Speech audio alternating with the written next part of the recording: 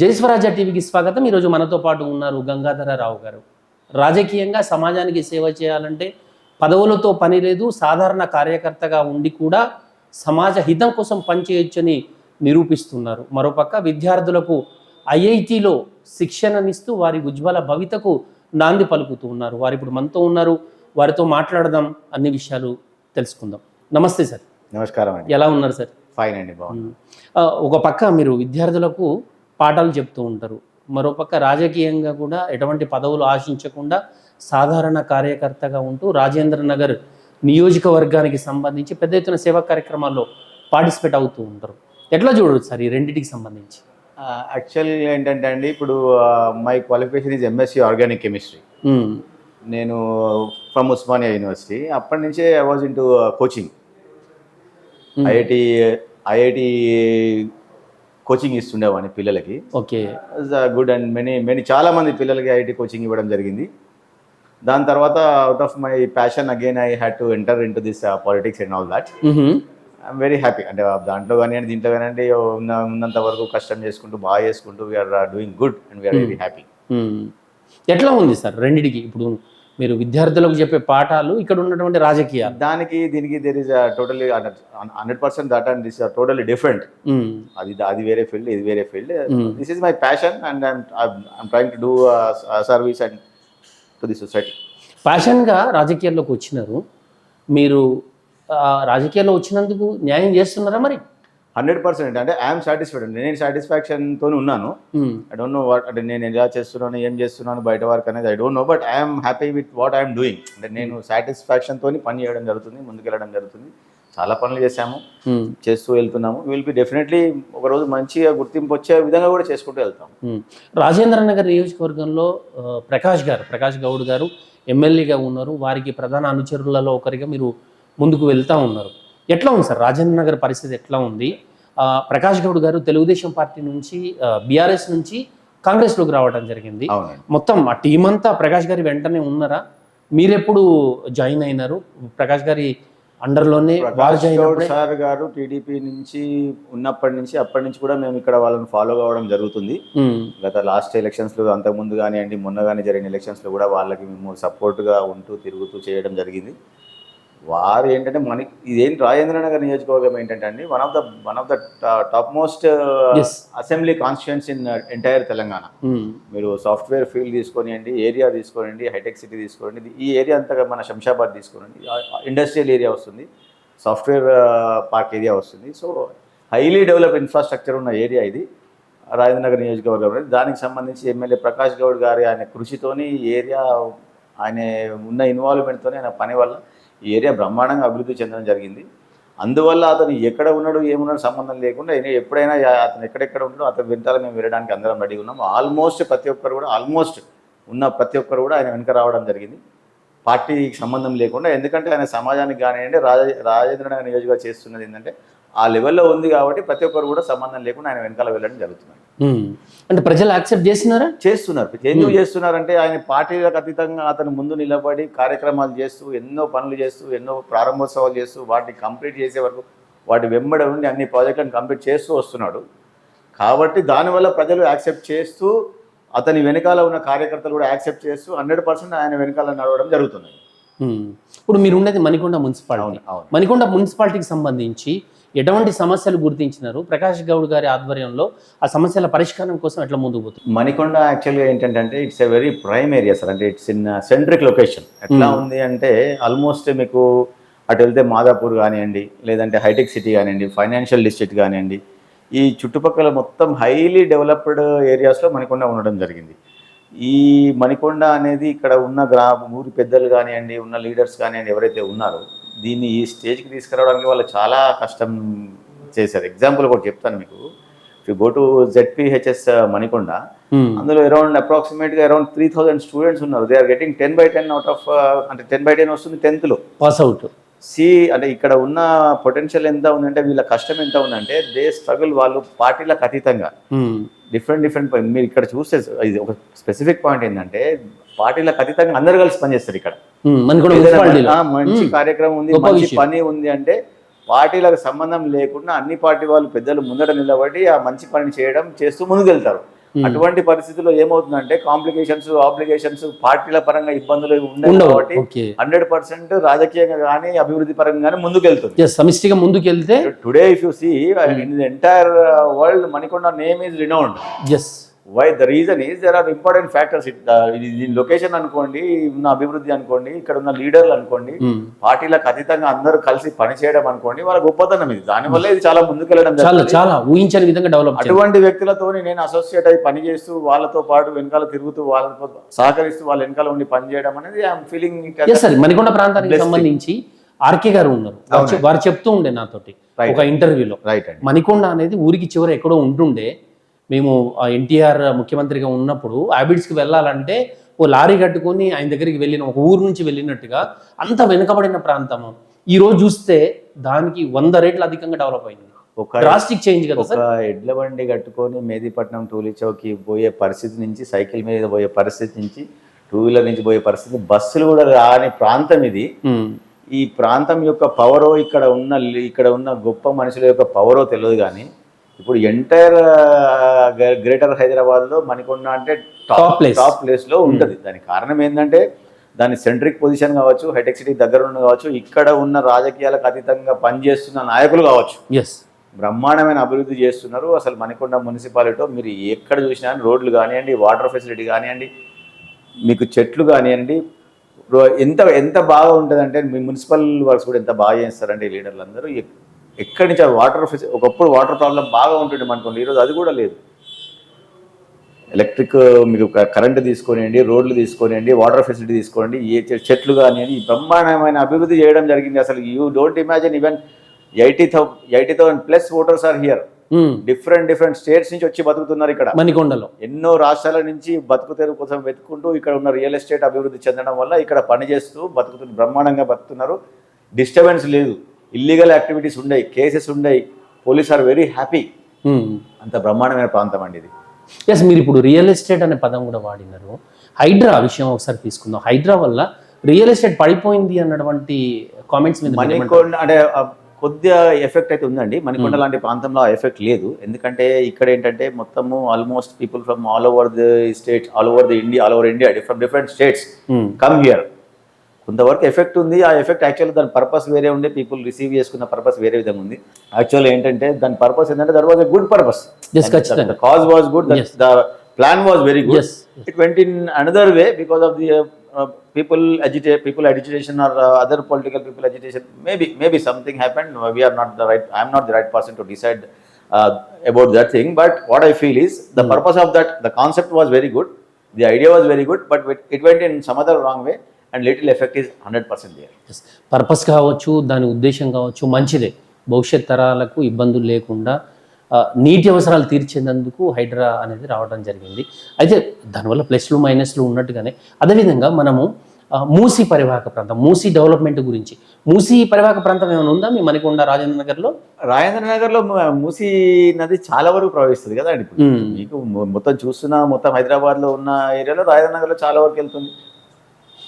వాళ్ళకి ఏమన్నా న్యాయం జరుగుతుందంటారా మీ కాంగ్రెస్ ప్రభుత్వంలో? కదండి, ఇప్పుడు వాళ్ళకి అన్యాయం చేయాలన్నది కాన్సెప్ట్ కాదు ఇది. మూసీని అభివృద్ధి చేయాలని, రేపు పొద్దున మంచినీళ్ళు రావాలని, అది డెవలప్ కావాలన్న ఆలోచన అది కూడా బేసిక్ ఆలోచన మంచిదే. కాకపోతే అక్కడ ఆల్రెడీ సెటిల్ అయి ఉన్న పీపుల్ కావచ్చు, వాళ్ళు ఇబ్బంది పడుతూ అక్కడి నుంచి పంపిస్తారన్న ఆలోచనతో వాళ్ళకు 100% డబుల్ బెడ్రూమ్స్ ఇస్తాము, ఎవరికి కూడా అన్యాయం చేయమని చెప్పడం జరిగింది.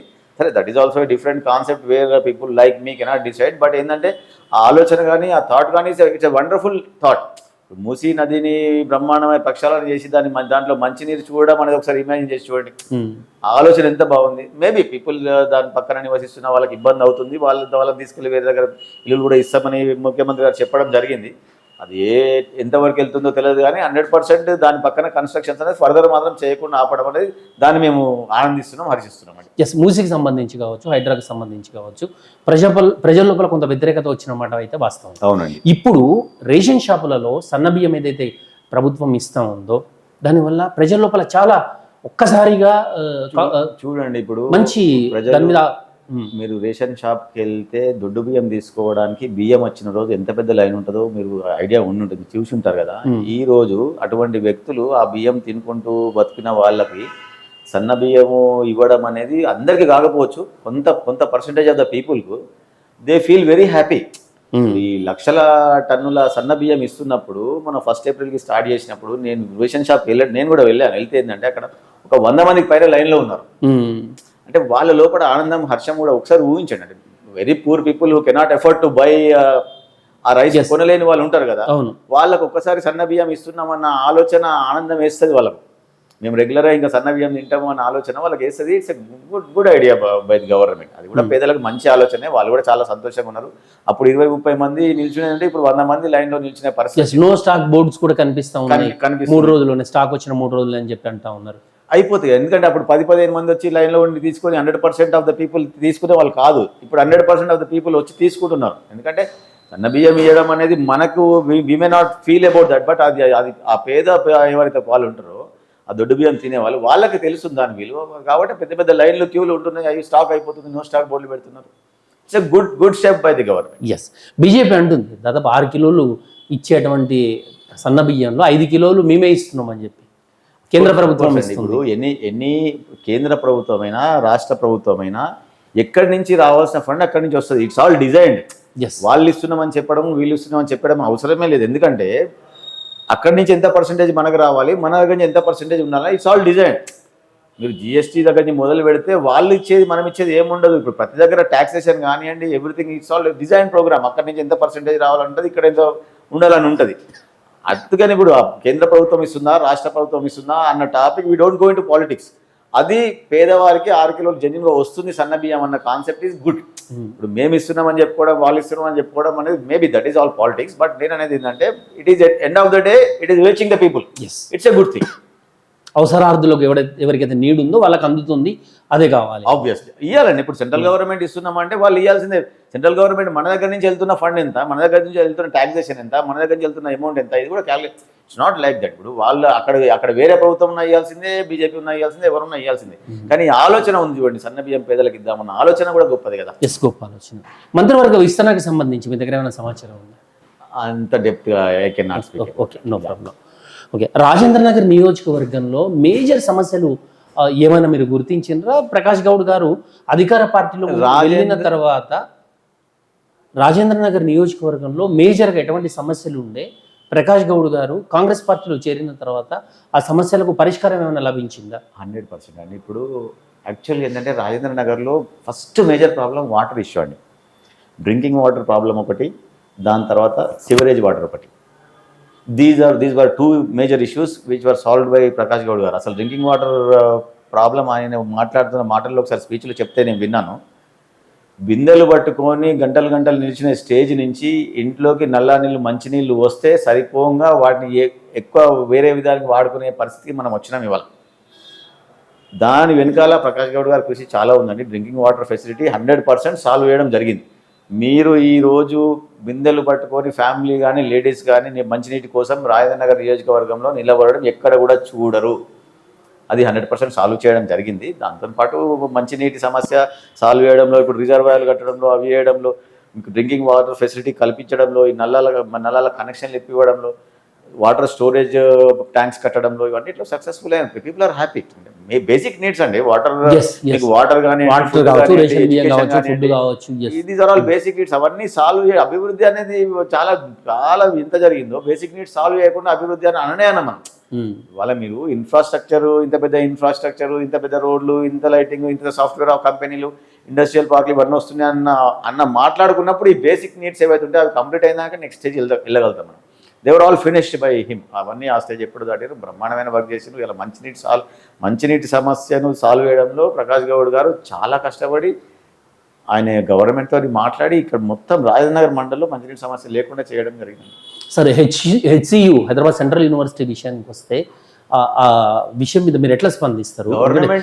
కేసు సుప్రీంకోర్టులో కూడా ఉంది, స్టే ఇచ్చినట్టుంది. గవర్నమెంట్ ఏమంటారంటే ఆ ల్యాండ్ మా గవర్నమెంట్కి సంబంధించింది, మనం అభివృద్ధి చేయడానికి ముందుకెళ్తున్నాము అని గవర్నమెంట్ అంటారు. నేచర్ మీద ఇంట్రెస్ట్ ఉన్న వాళ్ళు ఏమంటారంటే నేచర్ ఖరాబ్ అవుతుంది, ఫారెస్ట్ డిమాలిష్ చేయదని నేచర్ వాళ్ళు అంటారు. స్టూడెంట్స్ ఏమంటారు this land belongs to us, you don't touch it అని వాళ్ళు అంటారు. డిఫరెంట్ ఆలోచనలతో ఉంది. దట్ ఈస్ ఇన్ కోర్టులో ఉంది కాబట్టి we cannot discuss more about that. The ball is in the court and the court will decide it. ఇప్పుడు ఎట్లా ఉంది, 1.5 సంవత్సరం కావస్తుంది కదా కాంగ్రెస్ పార్టీ అధికారంలోకి వచ్చిన తర్వాత. ఎట్లా ఏమనుకుంటున్నారు? కొద్దిగా సార్ ఇప్పుడు ఎట్లా ఉంటుందంటే వెనెవర్ గవర్నమెంట్ చేంజెస్, గవర్నమెంట్ మారినప్పుడు మనకు అంతకుముందు మంచి బ్రహ్మాండమైన అభివృద్ధితో వచ్చినాము, అభివృద్ధి జరిగింది 100%. 10 years కాలంలో తెలంగాణ అనేది ఎక్కడో టాప్ లెవెల్కి వెళ్ళిపోయింది. గవర్నమెంట్ మారినప్పుడు ఏం జరుగుతుందండి అంటే కొన్ని ఈక్వేషన్స్ మారిపోతాయి ఆటోమేటిక్గా. మీరు ఏ విధంగా తీసుకున్నా మారిపోయినప్పుడు ఏం జరుగుతుందంటే వీళ్ళకి స్టెబిలైజ్ అయ్యి మొత్తం అన్ని చేసుకోవడానికి కొంత టైం పడుతుంది. ఎందుకంటే అమౌంట్ పరంగా తీసుకున్నా, బడ్జెట్ పరంగా తీసుకున్నా, అభివృద్ధి పరంగా తీసుకున్నా, వాళ్ళు ఏం చేసిండ్రు, వీళ్ళు ఏం చేస్తున్నారు, కంటిన్యూటీ ఎట్లా ఉంటుంది అని చూసుకున్నప్పుడు ఏమవుతుందంటే కొంత గ్యాప్ వస్తుంది. ఇనిషియల్గా ఇప్పుడు 1.5 yearలో ఏం చేయగలిగినామంటే this is the starting stage. ఈ గవర్నమెంట్ ఫామ్ అయినప్పటికీ ఇప్పటికీ ఆల్మోస్ట్ వాళ్ళు ఒక స్టేజ్కి వచ్చేసింది. అంటే మొత్తం 100% గ్రిప్ రావడము, నిర్ణయాలు తీసుకోవడం, ముందుకెళ్ళడం అనేది స్టార్ట్ అయింది. కాంగ్రెస్ ప్రభుత్వం ఏందండి, పేదల ప్రభుత్వము. వాళ్ళ అభివృద్ధి ఎట్లా చేస్తున్నారు, ఏం చేస్తున్నారు ఇవాళ చూడండి మీరు. అన్ని సంవత్సరాల తర్వాత డబుల్ బెడ్రూములు వీళ్ళు పంచడం స్టార్ట్ చేసిండ్రు, సన్నబియ్యం ఇవ్వడం స్టార్ట్ చేసిండ్రు, ఫ్రీ బస్ ఇవ్వడం, పేదలకు హెల్ప్ చేద్దామన్న ఆలోచనతో వాళ్ళు ఉన్నారు. 100% ఈ 5 yearsలో by the end of the day వాళ్ళు అనుకున్న టార్గెట్ రీచ్ అవుతారు, చేయగలుగుతారు అన్న నమ్మకం నాకు ఉందండి. సార్, జనరల్గా నేను మణికొండ ఆర్కే గారి ఇంటర్వ్యూ చేసిన తర్వాత వారి గురించి కొంత తెలిసింది. ఏంటిది అంటే ఆయన రోడ్డు పైన వెళ్తుంటే వాకింగ్కో ఏదో సమయంలో వెళ్తూ ఉంటే కూర్చున్న వాళ్ళు లేచి నిలబడతారు, లేదు కాలు మీద కాలు వేసుకున్న వాళ్ళు కూడా అలర్ట్ అయిపోయి నమస్తే పెడతా ఉంటారు. ఎందుకు సార్ అంత పెద్ద ఎత్తున పేదల హృదయాల్లో కావచ్చు అంత పెద్ద ఎత్తున ఆ స్థానం సంపాదించుకోవడానికి ఏమి కారణం లేదండి. మణికొండ ఒకప్పుడు ఎలా ఉంది అంటే గ్రామ పరిస్థితి, ఒక మారుమూల ప్రాంత గ్రామం అది. ఆ లెవెల్ నుంచి ఈ స్టేజ్కి రావడానికి వారి కృషి చాలా ఉంది అందులో. ఇప్పుడు ఒక ఏటీఎం కార్డు లేని, ఒక పోస్ట్ ఆఫీస్ లేని, ఒక టెలిఫోన్ లేని ప్రాంతం నుంచి ఈరోజు మొత్తం ప్రపంచ పటంలో మణికొండ పేరు వినబడుతుందంటే ఇటువంటి వ్యక్తుల కష్టము చాలా ఉంది. ఆ కష్టము అనేది ప్రజలకు తెలుసు. వీళ్ళు చేసిన కష్టం ఏంటిది, ఎట్లా చేసిందంటే వాళ్ళు మారుమూల ప్రాంత గ్రామం నుంచి నేను ఇవాళ సిటీలో వన్ ఆఫ్ ద టాప్ ఏరియాలో ఉన్నా అనే ఒక మాట ప్రతి ఒక్క పర్సన్కి తెలుసు. ఆర్కే గారి నడుస్తుంటే లేచి నిలబడడం అన్న కాన్సెప్ట్ రైతే, హారం కొట్టడం నిజం వాస్తవం అది. ఎందుకంటే మణికొండ అనేది ఆ లెవెల్ అభివృద్ధి చెందింది. అభివృద్ధి చెందడంలో వీళ్ళ పాత్ర చాలా కీలకం. ఇప్పుడు నేను ఇంతకుముందు చెప్పాను కదా, రాజకీయాలకు అతీతంగా ప్రతి ఒక్కరు కూడా కలిసి పనిచేస్తారు. దానికి ఉదాహరణ పెద్ద మనిషి. ఇప్పుడు ఈ ఆర్కే గారు అనేది మణికొండకు సంబంధించి ఈ అభివృద్ధి జర్నీలో చాలా బ్రహ్మాండంగా కష్టపడి దీని మణికొండని ఒక స్టేజ్కి తీసుకురావడంలో వాళ్ళ పాత్ర చాలా ఉంది. ఎగ్జాంపుల్ మీకు చెప్పాను కదా, ఒక స్కూల్లో 3000 మంది విద్యార్థులకు సరిపోయే ఫ్యాకల్టీ కూడా లేకపోతే వాళ్ళకు సంబంధించిన ఫ్యాకల్టీని కూడా ప్రైవేట్గా అరేంజ్ చేసి గవర్నమెంట్ స్కూల్లో చదివించి వాళ్ళు 10/10 కొట్టే విధంగా ప్రతి ఒక్క విధానంలో వాళ్ళకి సహకరించడం జరుగుతుంది. ఎస్ సార్, ఖచ్చితంగా ఇలాంటి వాళ్ళు రాజకీయాలకు అతీతంగా తను ఉండే ప్రాంతానికి సేవ చేసే కార్యక్రమం కావచ్చు, చేతికి ఎముక లేని విధంగా డబ్బులు దాన ధర్మాలు కావచ్చు, ఇవన్నీ చేస్తూ ఉంటే ఆదర్శంగా ఉంటారు. అందులో ఖచ్చితంగా ఎటువంటి సంశయం లేదు. ఇక మీ విషయానికి వచ్చేస్తే రాజకీయంగా ఏదైనా పార్టీలో చేరిన తర్వాత కొంతకాలం ఆ పార్టీలో అగ్రెసివ్గా పనిచేసిన తర్వాత ఏదైనా పదవి కోసం ఆశించడం అనేది సహజంగా జరుగుతూ ఉంటుంది. మీ విషయంలో మీరు ఎందుకు పదవి వద్దు అనుకున్నారు? పదవి వద్దు అని మనం ఎప్పుడు అనుకోలేదండి. కావాలని అది కావాలి ఇది కావాలని ఎప్పుడు కోరుకోలేదు. వద్దు అనుకోలేదు, కోరుకోలేదు. మనం కష్టపడుతూ ముందుకెళ్తాం. Yes, we will work hard. అంటే మనం జర్నీ చేస్తూ పోతాము. అది ఎప్పుడు రావాలో ఎలా రావాలో నిర్ణయించే హక్కు మనకు లేదు. మనం ఏ విధంగా పని చేస్తున్నాం, ఎంత కష్టపడుతున్నాం అన్న దాని మీద నేను ఫోకస్ చేస్తున్నాను. ఏం కావాలి, ఎట్లా రావాలి అన్న దాని మీద మనం ఎప్పుడు ఫోకస్ చేయలేదు.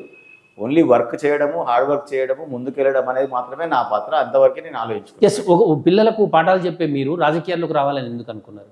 ఇప్పుడు పిల్లలకి పాఠాలు చెప్పడం అంటే నాకు మధ్యలో ఒక చిన్న ఇన్సిడెంట్ జరిగిందండి. ఇన్సిడెంట్ వల్ల ఫర్ ఎగ్జాంపుల్ ఒక యాక్సిడెంట్, మనం ఎగ్జాంపుల్ చెప్తాను. మనం 2-wheeler మీద వెళ్తున్నాము, యాక్సిడెంట్ అయ్యి ముందట ఎవరికో గుద్దడం జరిగింది. వాళ్ళకి పెద్ద దెబ్బ తాకింది, నాకు పెద్ద దెబ్బ. It was an accident. కానీ దెబ్బే కదా ఎవరికైనా. అవును, ఖచ్చితంగా. వాళ్ళకి ప్రాబ్లం జరగడం, నాకు problem. Whenever an accident happens, ఇబ్బంది జరగడం జరుగుతుంది. దాని తర్వాత నేను రియలైజ్ అవ్వడం స్టార్ట్ చేశాను. బట్ అసలు ఏం జరిగిందంటే తర్వాత అన్ యాక్సిడెంట్. ఫర్ ఎగ్జాంపుల్ చెప్తాను మీకు, వేరే విధంగా కాదు. ఇప్పుడు నేను చెప్తే ఏమవుతుందంటే ఒక క్లాస్లో నేను ఒక 60 మందికో 70 మందికో చెప్పగలుగుతాను. అదే if I enter into politics నేను ఇంకా చాలా ఎక్కువ మందికి చేయగలిగే అవకాశం ఉంటుందన్న ఆలోచన నాకు వచ్చిందండి. ఒక క్లాస్లో ఇట్స్ అన్ లిమిటెడ్ ఏరియాలో ఎంతమందికి చెప్పగలుగుతాను, whatever the subject is. I use to organic chemistry, whatever the subject is, దానికన్నా ఎక్కువ మందికి చేయాలి నేను. ఎందుకంటే something happened, I have to come back, bounce back, ఎక్కువ మందికి చేయాలన్న ఆలోచన నా లోపల ఏదైతే ఉందో దానివల్ల నేను ఈ సిస్టంలోకి రావడం అనేది జరిగిందండి. ఎస్, ఖచ్చితంగా ఖచ్చితంగా మీరు ఆ పరిధిలోనే విద్యార్థులకు చెప్పాల్సి ఉంటుంది. రాజకీయంగా వస్తే ఎక్కువ మందిని మందికి సహాయం చేయొచ్చు, అవకాశం- ఎలర్ట్ చేయొచ్చు, అవకాశం చైతన్యవంతం చేయొచ్చు, 100%. వారికి ఒక అవగాహన కల్పించవచ్చు అనే ఒక సదుద్దేశంతో రాజకీయాల్లోకి మీరు రావడం జరిగింది. రాజకీయంగా మీరు ఒక సదుద్దేశంతో రాజకీయాల్లోకి రావడం జరిగింది. పెద్ద ఎత్తున రాజేంద్ర నగర్ అసెంబ్లీ నియోజకవర్గంలో సేవా కార్యక్రమాలు చేస్తూ ఉన్నారు. అల్టిమేట్గా మీ గోల్ ఏంటిది రాజకీయంగా? ఎండ్ ఆఫ్ ద డే నేను ఈరోజు ఏదైతే పరిస్థితిలో ఉన్నానో రేపటి దినంలో ఎంత ఎక్కువ మందికి సేవ చేయగలుగుతానో, ఎంత ఎక్కువ మందికి హెల్ప్ చేయగలుగుతానో అంత సాటిస్ఫాక్షన్ నా లోపల ఉంటుందండి. There is no goal for me.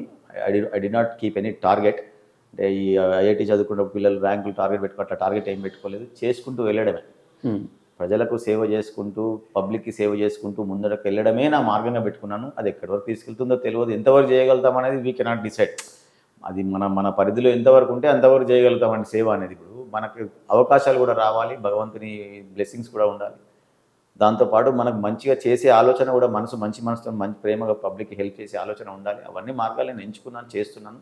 Let's see what happens in future. Sir, ఈ పోటీ ప్రపంచం విద్యార్థుల తల్లిదండ్రులు కూడా, ఎందుకంటే ఉపాధ్యాయ వృత్తిలో మీరు ఉన్నారు, ఈ పోటీ ప్రపంచంలో విపరీతంగా పాస్ అవ్వడమే, రుద్దడమే తల్లిదండ్రుల పని, కాలేజీల పని, టీచర్ల పని. ఈ రుద్దుడు లేకుండా విద్యార్థుల లోపల పూర్తి అవగాహనతోటి ఒక కొత్త పద్ధతిలో విద్యార్థులకు బోధన విధానం వస్తే వచ్చే అవకాశం ఉందా? వస్తే ఎట్లుంటుంది అంటారు? 100% వస్తుందండి. ఇప్పుడు చాలా మారిపోయింది. ఒకప్పటిలాగా మీరు చూస్తే బట్టి పట్టడం కానివ్వండి, ర్యాంకుల కోసం చిన్నపిల్లలు కొట్లాడడం కానివ్వండి, ఆ సిస్టమ్ నుంచి బయటకు వచ్చేసిన పిల్లలు వాళ్ళకి ర్యాంక్స్ ఇవ్వడం కానివ్వండి, first rank, second rank, third rank, అట్లా ర్యాంక్స్ ఇవ్వడం కానీ తీసేసి గ్రేడ్స్ లాగా పెట్టేసి పీపుల్ వాళ్ళ మీద స్ట్రెస్ తీసేయడం జరిగింది. ఒత్తిడి తీసేయాల్సిన అవసరం ఉంది. ఇప్పుడు ఎట్లా ఉంటుందండి, చిన్న ఎగ్జాంపుల్ చెప్తాను మీకు. ఒక వ్యక్తి చాలా కష్టపడి ఐఐటి చదువుకొని జాబ్కి వెళ్తే ఆబ్వియస్గా అతని భవిష్యత్తు చాలా బాగుంటుంది. కానీ ఈ రోజున సిచ్యువేషన్లో ఈ 20 years నుంచి real estate is dominating education. Other fields ఆబ్వియస్గా. అంతకుముందు ఒక గవర్నమెంట్ జాబ్ రావడం గొప్ప, ఒక చదువుకున్న పిల్లగాడు విద్యార్థి గొప్ప. ఒక 25 ఏళ్ళ కింద చదువుకున్న పిల్లానికి విలువ ఉంటుండే, జాబ్ వచ్చిన పిల్లానికి విలువ ఉంటుండే, గవర్నమెంట్ చేసే వారికి విలువ ఉంటుండే, భూములకు లేకుండే. ఈరోజు భూములకు విలువ వచ్చేసింది. అంటే ఏమవుతుందంటే సమాజంలోని ఎప్పుడు దేనికి ఏ విధంగా విలువ వస్తుందని చెప్పలేము. విద్యార్థులను ఎట్లా పెట్టాలంటే వాళ్ళ మీద స్ట్రెస్ పెట్టకుండా వాళ్ళను కొంచెం క్రమశిక్షణతో సక్రమంగా పెంచుకుంటూ పోయి ఫ్రీడమ్ ఇచ్చి, స్వేచ్ఛ ఇచ్చి, వాళ్ళు ఏ ఫీల్డ్లో టాప్ అవుతారో వాళ్ళకు ఆ ఫీల్డ్ మనం గుర్తించి తల్లిదండ్రులు ఆ ఫీల్డ్లో పంపడం ఉత్తమం అని నా ఆలోచన అండి. ఎస్, గంగాధర్ గారు చాలా గొప్ప విషయాలు చెప్పారు. మీలాంటి విద్యావంతులు, ఉన్నత విద్యావంతులు రాజకీయాల్లోకి రావాల్సిన అవసరం ఎంతైనా ఉంది. అదేవిధంగా ఒక నిబద్ధతతో రాజకీయంగా మీరు ఒక పార్టీకి, ఒక నాయకుడికి విధేయతగా పనిచేస్తూ ఉన్నారు.